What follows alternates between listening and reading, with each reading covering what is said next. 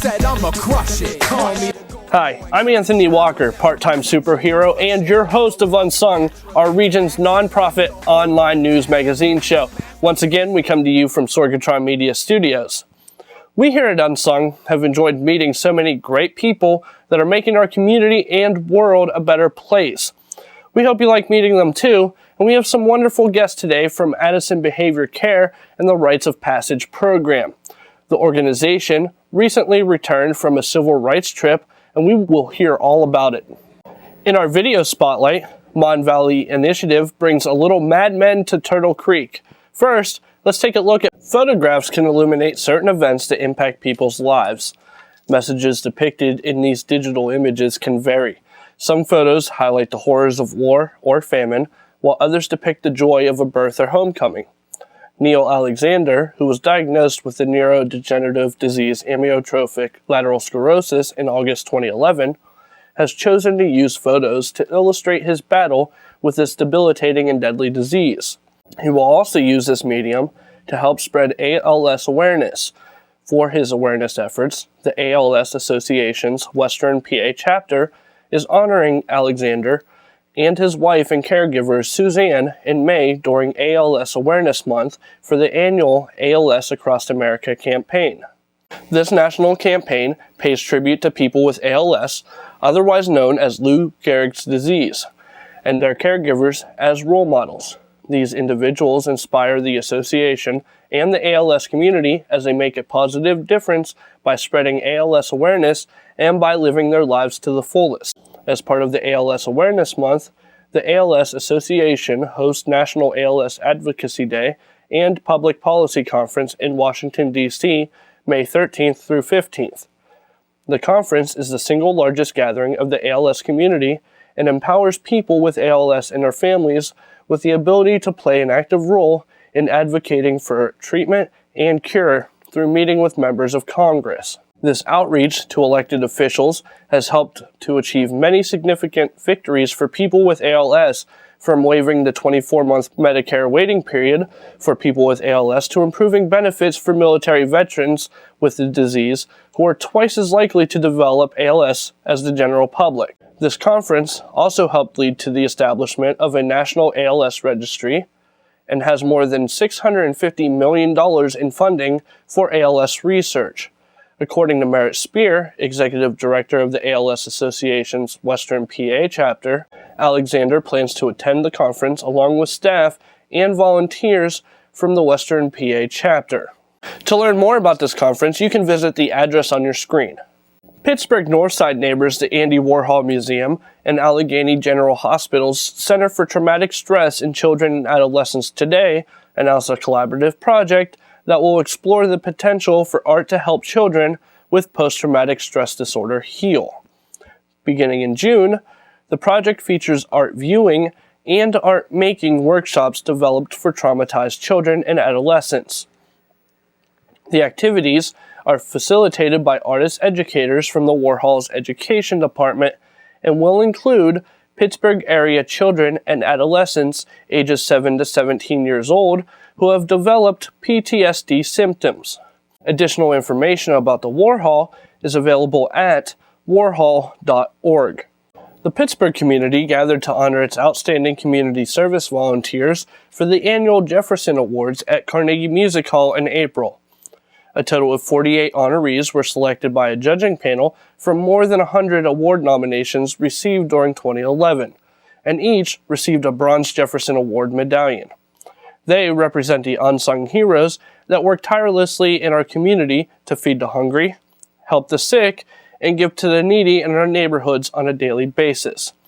Of the honorees, 6 were selected as Jefferson Award finalists by a committee of 10 representatives from local public and private sectors. In addition to a medallion, each received $1,000 for the nonprofit organization of his or her choice, and one, Lindsay Hartgrove of Allegheny Center Alliance Church, was chosen to represent Pittsburgh at the National Jefferson Awards that will be celebrated over 2 days in Washington, D.C. in June. Mr. Hargrove from McKees Rocks volunteers with the Aftercare Jail Prison Ministry at the Allegheny Center Alliance Church to provide Christian-oriented support for ex-offenders. A former felon and crack cocaine addict, he is nearing his 19th year of sobriety and has turned a troubled life into a mission to help ex-offenders reintegrate into society. Without further ado, let's send it out to the Addison Behavior Care and learn about how their Rites of Passage program is going. The Rites of Passage program is a 2-year grant funded from the Heinz Endowments in an effort for us to reach out to the community, the Wilkinsburg community in particular. It's a program where the men of the community will take the younger boys and teach them survival skills or skills that teach them how to become men. And so what the Rites of Passage program does is, for at least 1 year, they are surrounded by men who are affirming their masculinity. We collaborated with the Wilkinsburg Athletic Association, primarily their football team, in an effort to build some unity and cohesion amongst the participants, and also branch out our resources to the Wilkinsburg Athletic Association. Well, the affirmation circle is something we do at the beginning and at the end. What it does is we come together and we talk about and we say, I am because we are. And it basically puts us all on the same page of togetherness, a unity thing, that there's no forward progress without the whole group moving forward. We kind of like to simulate it to the same as the football team. You have a football team before the game, they get real hyped, they jump around in a circle, they chant, things of that nature. So we wanted to do something to that similar of nature, to where we come together before we go into our activities. We talk about how we feel today, what we're here for, and we make sure that we're here for a common goal. So that's what the affirmation circle is about. We're in our educational phase now, which we're at their tail end, they'll be getting to meet with the Griot Circle in about a week or so, which the Griot Circle is a group of elders to ask them different questions about what they learned through the phases, which basically helps us track their progress. We want to teach them more. There's more than just Martin Luther King in our history books, and there's more than just the civil rights movement. There were a lot of things that happened before the civil rights movement. So we do that, like how you have unsung. We talk about the unsung people in the civil rights movement and unsung African Americans. So, and that's something that they don't get in school, and unfortunately it's not coming in. I don't see it happening in the curriculum of any public school system anytime soon. So. The cultural phase, we were talking about African customs and traditions. And then in January, we started the education phase, which I'm primarily responsible for. The education phase, we want to talk about the history of African Americans in the United States of America as it relates to education and as it relates to also right. That's why we had this trip, which was a civil rights tour. Actually, we started a trip on April 4th. We actually arrived in Memphis, Tennessee, which we toured the Lorraine Motel, which was basically the National Civil Rights Museum there, but it was actually the anniversary of Martin Luther King being slain there. So Jesse Jackson, the kids got to see Jesse Jackson and actually hear him speak. A couple of us got a chance to take a picture with Jesse Jackson. We stopped in Selma. You may or may not know, the famous Pettus Bridge, where the march from Selma to Montgomery took place for voters' rights. So we actually stopped at the Pettus Bridge and we had the kids actually walk across that bridge. Now, we weren't going to have them walk 50 miles to Montgomery, but at the end of that bridge, there was the Voters' Rights Museum, and they actually got to tour that for free. And that was actually another pleasant surprise, because we didn't know that Voters' Rights Museum was at the other side of the bridge. When we actually were in Jackson, Mississippi, we actually went to the Medgar Evers house. One thing that really stuck out was when we went to Medgar Evers' house, and then we seen what the rooms and everything that they lived in, and we seen where the bullets came from in the windows. And it was emotional to us when she came in, and I know it was emotional to her too, to come to the house where her husband was slain. And there was a knock on the door. Miss Evers actually walked in, so our young boys got a chance to not only meet her, but talk to her, hug her. When Mrs. McGrevers came in and I gave her a hug, it was kind of emotional to be touching some pretty much history and thinking of what she went through when it happened.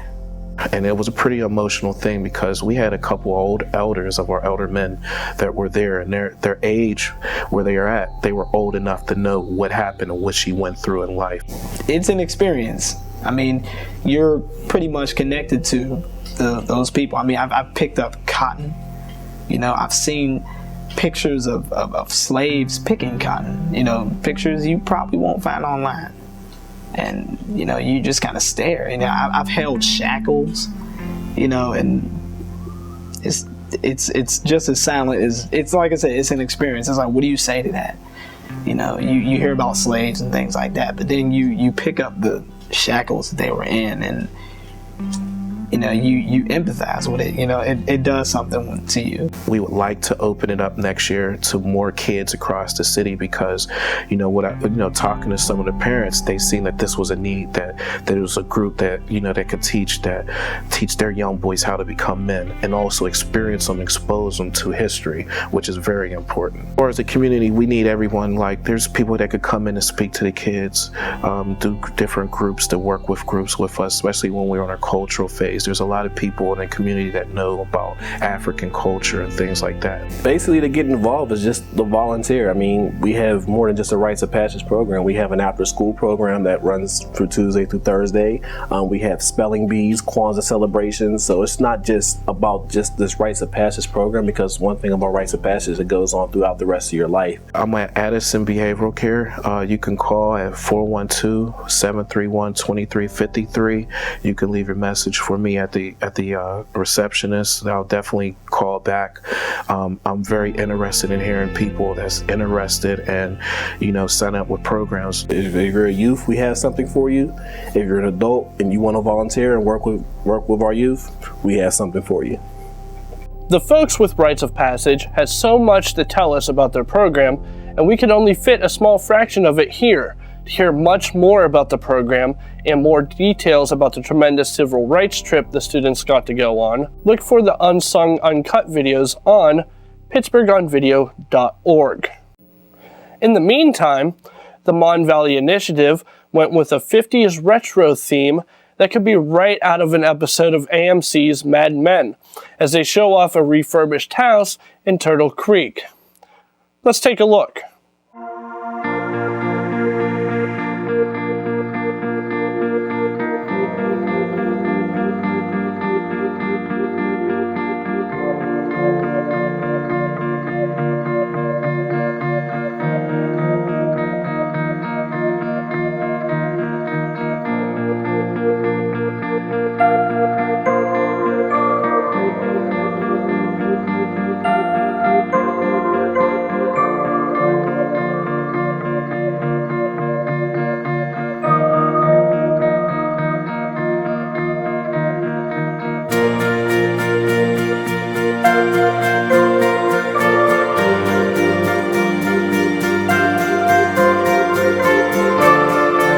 Moving forward to a future free of liver disease. That is the goal the volunteers and staff of American Liver Foundation work toward every day, and you can join them and make a difference as a participant in a Liver Life Walk. The walk is June 3rd at the Pittsburgh Zoo and PPG Aquarium. To register or support a team, you can visit the link on your screen. We Do Take Two. An Upper Lawrenceville love story will take place on May 19th. It is this year's Leadership Pittsburgh LDI class project. Details at popuppittsburgh.com. Global Solutions Pittsburgh's 63rd annual spring fundraiser will be held at the beautiful Pittsburgh Center for the Arts on June 14th from 6 to 9 p.m.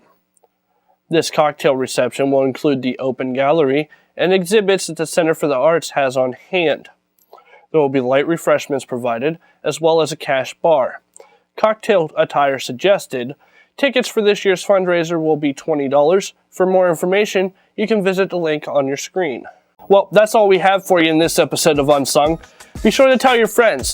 Thank you for watching, and be sure to go over to pittsburghonvideo.org for our Unsung Uncut series and previous episodes.